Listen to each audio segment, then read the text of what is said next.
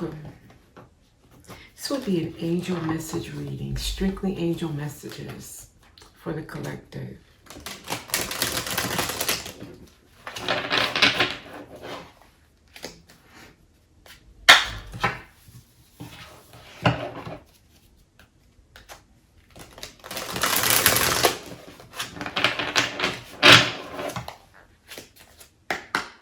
Hope you had a beautiful Christmas and still continuing to have a beautiful Christmas. Keep that joy in your heart. Okay. All right, Spirit. Thanks. I get two together. Abundance 888 with deception. Oh. Okay, let's read abundance first.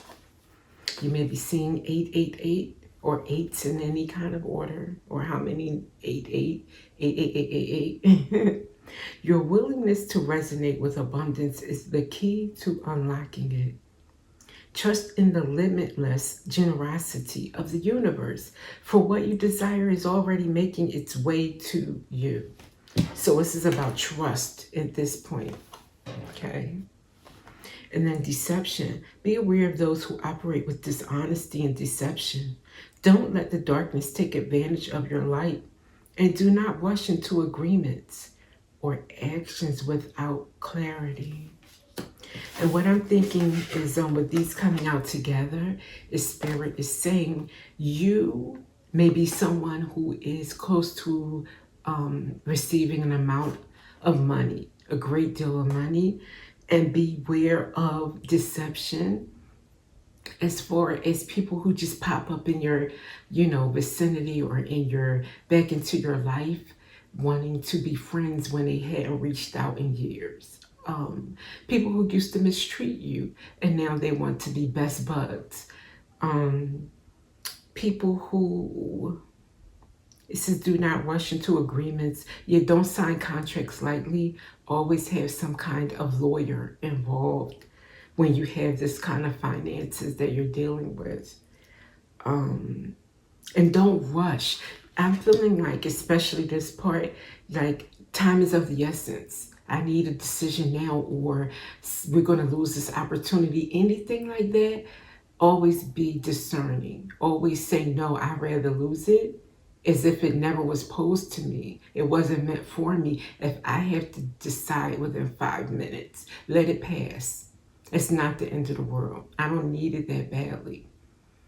So that's what I'm getting from the abundance and deception. Be very careful. Take your time. There's no rush. Deal with people you can trust only, even if that's one person. Who says you need 12 people, 50 people around you? You don't. Especially not near your pockets. You can give them love. You know what I mean? You can anonymously donate, but you don't have to be involved so much with and obligated to give your funds away.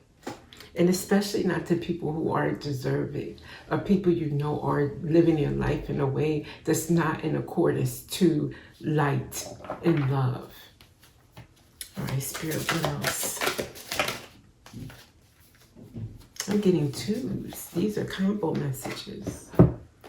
Balance and inner child. I'll show you.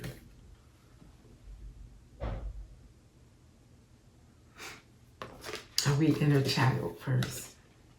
Your inner child holds the key to your deepest wounds and your purest joy. I'll read that part again. Your inner child holds the key to your deepest wounds and your purest joy.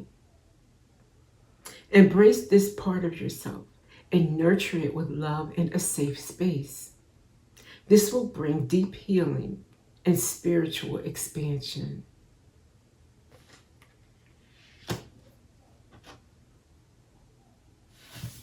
And then combined with balance, 666, maybe seeing sixes. In this world of duality, you are not here to choose sides, but to hold frequency. Sacred neutrality allows you to witness without absorbing, and to remain steady when others are swayed. Hmm.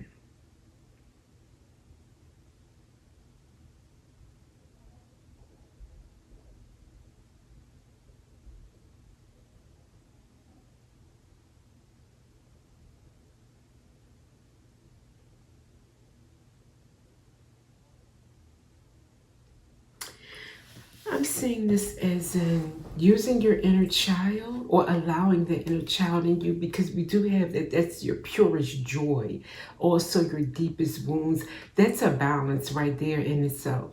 You know what I mean? Balancing opposites, deep wounds, pain, joy, and pain. So that's opposites. And Spirit is saying you're going to have to balance that for your inner child. Not being too absorbed in the wounds and not masking them and only wanting to play, or cover it up. See things for what they are, not like sugarcoating things. But at the same time, yeah, they were that way. I am not 9 years old anymore, thank God. You know what I mean? That is not happening to me today, December 26, 2025, thank God. It did happen. I felt bad for that part of me. But what can I do now? Love myself, pour into myself, have fun, be joyful. It's a balancing act. That's what I'm getting from that. Okay.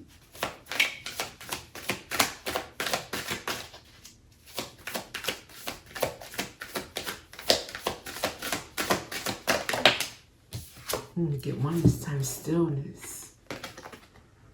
The noise of the world cannot reveal what silence already knows. Turn inward and listen through your heart, where divine guidance flows without interference. So this is like being in hermit mode, being with oneself, blocking out the world. That's technology, that's people. It's not like for a month or anything, but however long you need, so that you can connect with the divine. And that isn't just when you're having issues to sort out or challenges. Even if you're on top of the mountain, that's especially when. So you can stay grounded and connected and move in accordance with, the divine. Stillness. Okay.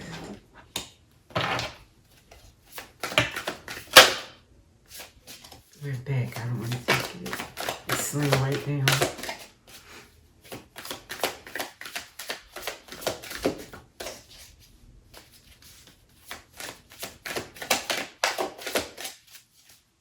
One more.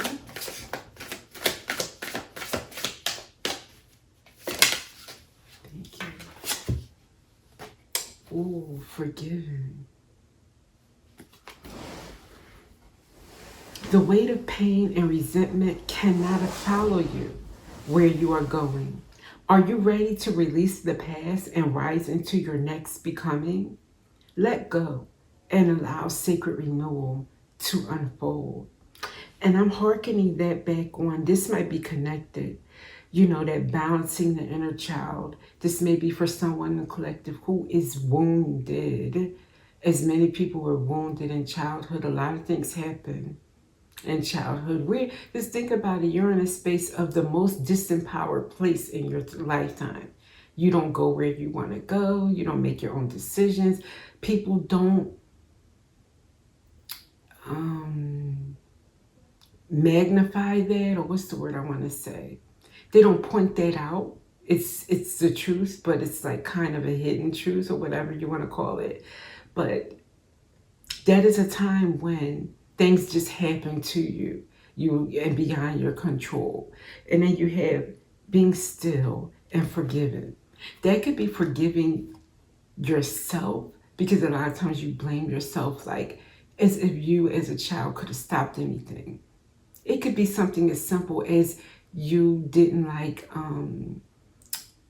being bullied at school, and you blame yourself for allowing that to happen, to something more serious, Although bullying is very serious as far as psychological, so I can't really say that's not serious. But do you know what I mean? It runs the gamut of things that could happen. You forgiving yourself as in you couldn't have done anything differently. You couldn't have done anything any better. You know, you did the best that you could. Now you are a grown up. You are an adult. And now you will handle things differently had that resurfaced or that situation come up again. But it's not going to. That's not attracted. It's done. And as far as forgiving your trespasser or the one who maybe made you feel violated in any kind of way or disrespected you, maybe even just hollered at you and you never forgot how they hollered at you or something like that. Forgiving them is like a thing. And I know everybody in the spirituality world is really, really big on, you know, the forgiveness type that is like, oh, now let's sit down and have tea.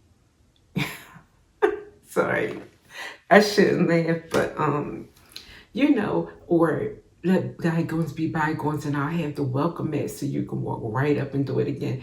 I don't believe in sign off on that. What I mean by it's like, okay, if Mr. Gregory hollered at you in fourth grade, you know, you're never going to see Mr. Gregory again. First of all, he don't care about your forgiveness. What you do is forgive the moment. Let it go. It happened. There was some kind of lesson in that. Maybe it was only to make you so sensitive that you will never holler at a child. Or maybe it was to make you so sensitive to other things in the world. And you accept it and you move forward instead of staying in the fourth grade being hollered again and again and remembering and remember. You see what I hope I'm trying to make you understand real facts way, you know, instead of the mumble jumble that you hear every day about forgiveness. Because I don't think, and if you ever run into Mr. Gregory, you don't have to say hi. Who's going to sue you? You know, don't run Mr. Gregory over. Don't be so angry that you want to take out your anger. But it's like a thing of you don't have to even address, just forget that was probably not even Mr. Gregory. That might have been a little evil demon visiting Mr. Gregory that day. You don't know what was going on, but it's not something that should bind you or hold you to that moment. Let it go. Just let it go. Okay, so that was under stillness. We got forgiven. Let's get one more, or how many Spirit wants to give to end this message out. Thank you. Oh, I've not seen this one in this deck, and I thought that I looked at every card. False light. Wow. Be discerning. For not everything that appears radiant is of true light. There are energies that mimic the divine, seeking to lead you astray. Yeah, immediately as I'm reading it, before I could get to the last word, I was thinking like these fake pastors or fake spiritual people or even fake tarot readers that belong to cults in covens, but they're here making you think they're the chosen, you know? Be discerning is the first two words on this card. Everything is not true. So you know what you're going to listen with? Not your ears, but with your heart and your intuition. What do you feel from this person? What is your energy feel? If you even just close your eyes and think, while this person is speaking to me, do I feel love? Do I feel nervousness, anxiety, edginess? Do I feel like I need to be fearful of what's going to happen to me next? Do I feel like I'm limited? I can't say this, I can't do that because this will happen or that will happen. What's going on here? That's whether you're sitting in a pew in a church or watching a YouTube reading. Whatever it is, if it's making you feel fearful, anxious, that's the devil makes you feel that. God makes you feel peaceful. Love gives you like fruit, if you will, nourishment for your soul. So beware of false light moving forward and just shut it down. Never go back to that church again. If that's the only church in your area, have church at home. I'm serious. Do your own reading, your own, meditations and prayer. You don't have to be part of any group for you to be connected to the divine. That's an old falsehood.